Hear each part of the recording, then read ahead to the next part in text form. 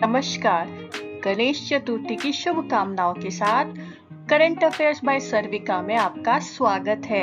इस सप्ताह के करंट अफेयर्स के वीडियो से आपको जानने को मिलेगा संयुक्त सैन्य अभ्यास वरुण, रेमन मैग्सेसे पुरस्कार 2024, फ्रांस के नए प्रधानमंत्री, विश्व ब्लॉकचेन टेक्नोलॉजी, पैरालंपिक 2024 में भारत का रिकॉर्ड प्रदर्शन और भी बहुत कुछ। करंट अफेयर्स 1 सितंबर से 7 सितंबर 2024।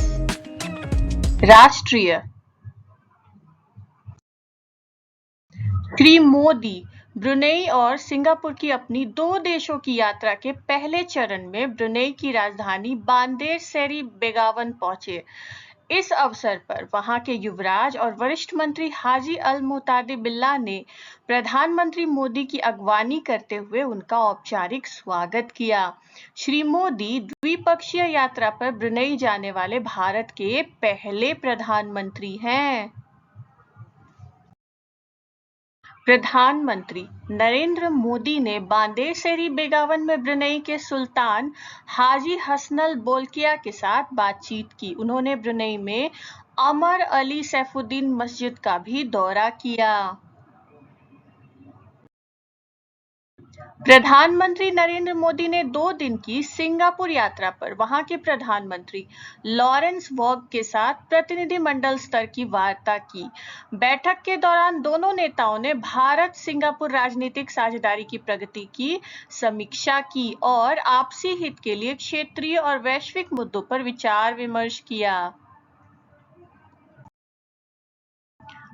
पहला 2 दिवसीय अंतर्राष्ट्रीय सौर महोत्सव 5 और 6 सितंबर को नई दिल्ली में आयोजित किया गया। त्योहार का उद्देश्य समुदायों के उत्थान और सार्वभौमिक ऊर्जा पहुंच प्रदान करने में सौर ऊर्जा की भूमिका को उजागर करना है।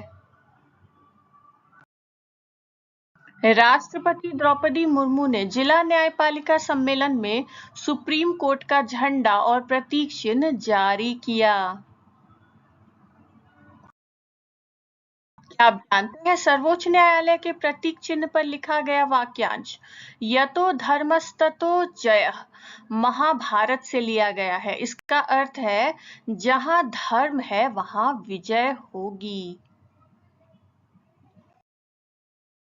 भारत और फ्रांसीसी नौसेना के बीच भूमध्य सागर में 22वां संयुक्त सैन्य अभ्यास वरुण आयोजित किया गया। हिमाचल प्रदेश विधानसभा ने पहली बार शून्यकाल परंपरा की शुरुआत की है। शून्यकाल सांसदों या विधायकों को उन महत्वपूर्ण मामलों को उठाने के लिए एक मंच प्रदान करता है जिन पर सरकार को तत्काल ध्यान देने की आवश्यकता होती है। शून्यकाल के माध्यम से सांसद या विधायक उन मुद्दों को उजागर कर सकते हैं जो दिन के एजेंडे में चर्चा के लिए सूचीबद्ध नहीं है और उन पर चर्चा शुरू कर सकते हैं। आप जानते हैं शून्यकाल शब्द ब्रिटिश सांसद जूलियन अमेरी द्वारा गढ़ा गया था। भारतीय संदर्भ में शून्यकाल की अवधारणा 1962 में तत्कालीन लोकसभा अध्यक्ष हुकम सिंह द्वारा संसद में पेश की गई थी। राष्ट्रपति द्रौपदी मुर्मू द्वारा महाराष्ट्र के लातूर जिले में उदगीर में विश्व शांति बुद्ध विहार का उद्घाटन किया गया। भारत की राष्ट्रपति श्रीमती द्रौपदी मुर्मू ने 3 सितंबर को मुंबई में महाराष्ट्र विधान परिषद के शताब्दी वर्ष समारोह में भाग लिया।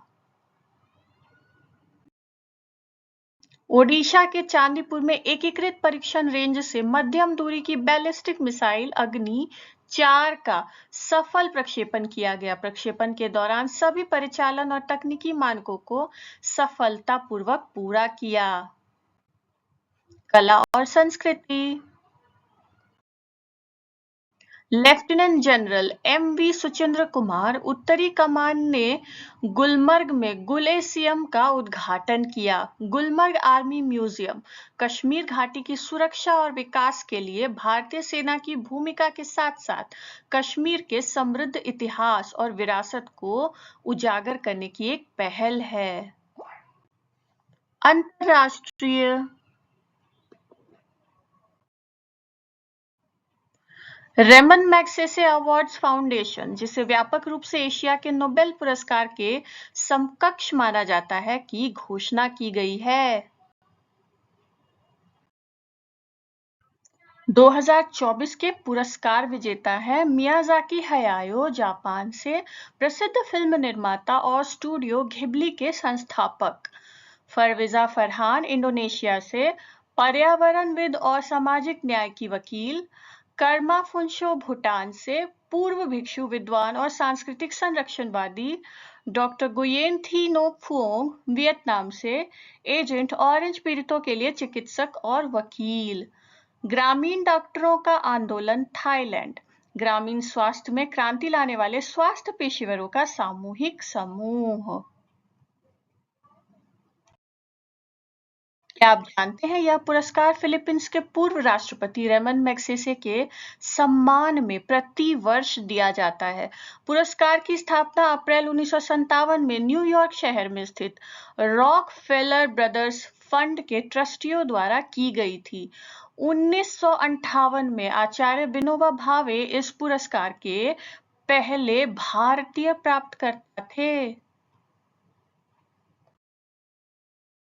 फ्रांस के राष्ट्रपति इमैनुअल मैक्रोन ने मिशेल बार्नियर को देश का प्रधानमंत्री नियुक्त किया है। यह फैसला फ्रांस में हुए मध्यवर्ती चुनाव के 2 महीने बाद लिया गया है। श्री बार्नियर यूरोपीय संघ से ब्रिटेन के हटने के प्रक्रिया के प्रमुख वार्ताकार और दक्षिणपंथी रिपब्लिकन पार्टी के एक वरिष्ठ सदस्य हैं। क्या आप जानते हैं होटल मैटिग्नन या होटल दे मैटिग्नन फ्रांस के प्रधानमंत्री का आधिकारिक निवास है। फ्रांस के राष्ट्रपति का आधिकारिक निवास और कार्यालय एलिसी पैलेस है। एडिथ क्रेसन फ्रांस की पहली महिला प्रधानमंत्री थीं। स्विट्जरलैंड ने इराक की राजधानी बगदाद में अपने दूतावास को फिर से खोल दिया है। खाड़ी युद्ध के बाद यह दूतावास 33 वर्षों तक बंद रहा। अबू धाबी के क्राउन प्रिंस शेख खालिद बिन मोहम्मद बिन जायद अल नाह्यान ने आधिकारिक तौर पर भारतीय प्रौद्योगिकी संस्थान दिल्ली अबू धाबी परिसर का उद्घाटन किया। इस अवसर पर कंप्यूटर विज्ञान, इंजीनियरिंग और ऊर्जा इंजीनियरिंग के 52 स्नातक छात्रों के उद्घाटन बैच का स्वागत किया। 7 सितंबर को ब्राजील ने पुर्तगाल से आजादी के 202 साल पूरे होने का जश्न मनाया। इस वर्ष के स्वतंत्रता दिवस समारोह ने नवंबर में रियो डी जेनेरियो में G20 शिखर सम्मेलन की मेजबानी के महत्व पर प्रकाश डाला। शक्तिशाली तूफान यागी दक्षिण चीन के द्वीप प्रांत हैनान में तबाही मचाने के बाद उत्तरी वियतनाम में पहुंच गया है। यागी के प्रभाव से वियतनाम में 2 लोगों की मौत हो गई। वहीं हैनान में 2 लोगों के मारे जाने और दर्जनों के घायल होने की खबर है। क्या आप जानते हैं यागी का नाम बकरी और मकर राशि के लिए जापानी शब्द के नाम पर रखा गया है। विज्ञान और प्रौद्योगिकी। बायोएनटेक ने BNT116 के लिए वैश्विक नैदानिक परीक्षणों की शुरुआत की घोषणा की है, जो गैर छोटे सेल फेफड़ों के कैंसर NSCLC के संभावित उपचार के लिए एक mRNA वैक्सीन है।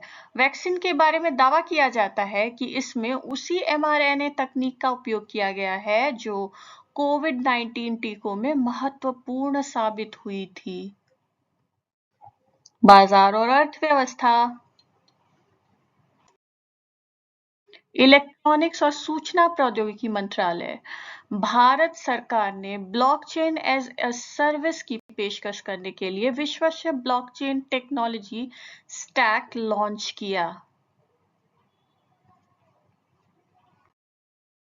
इसके अतिरिक्त NBF लाइटवेट ब्लॉकचेन प्लेटफॉर्म एक ब्लॉकचेन सैंडबॉक्स प्लेटफॉर्म जिसे विशेष रूप से स्टार्टअप और एकेडमिया के लिए विकसित किया गया है।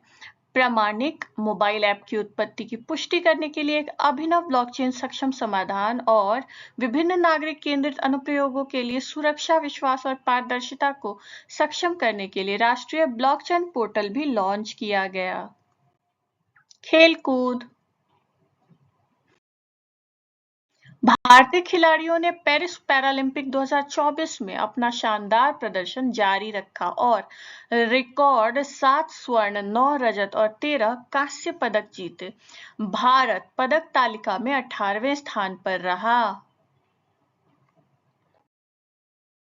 हरविंदर सिंह पैरालंपिक खेलों में स्वर्ण पदक जीतने वाले पहले भारतीय तीरंदाज बने। नीतीश कुमार ने बैडमिंटन पुरुष सिंगल्स के SL3 श्रेणी का स्वर्ण पदक अपने नाम किया है।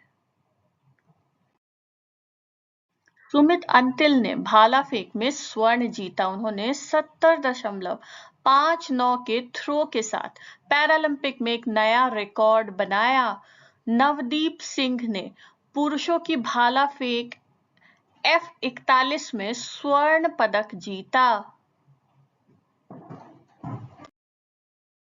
प्रवीण कुमार ने पुरुषों की ऊंची कूद T64 में स्वर्ण पदक जीता। धर्मवीर ने पुरुष क्लब थ्रो F51 में स्वर्ण पदक जीता।